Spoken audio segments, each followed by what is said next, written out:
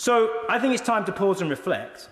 Where do we want to be in 6 months? Where do we want to be in a year? Where do we want to be in 10 years' time?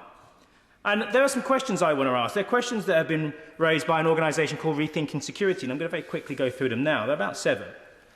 Do we see military might as inherently wrong, delegitimised because of Russia's actions in Ukraine?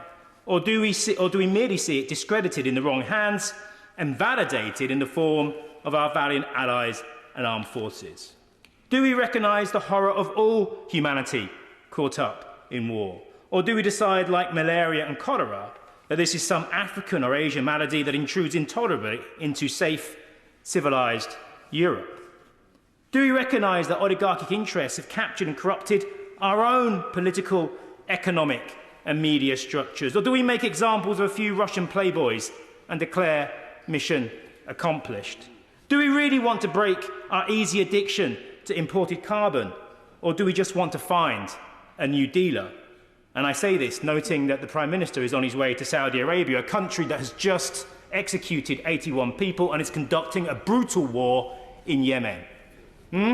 I'm kind of smelling some inconsistencies here. Do we believe that Ukraine, Belarus and Russia are all integral to Europe and commit to their eventual inclusion within a secure and just peace system?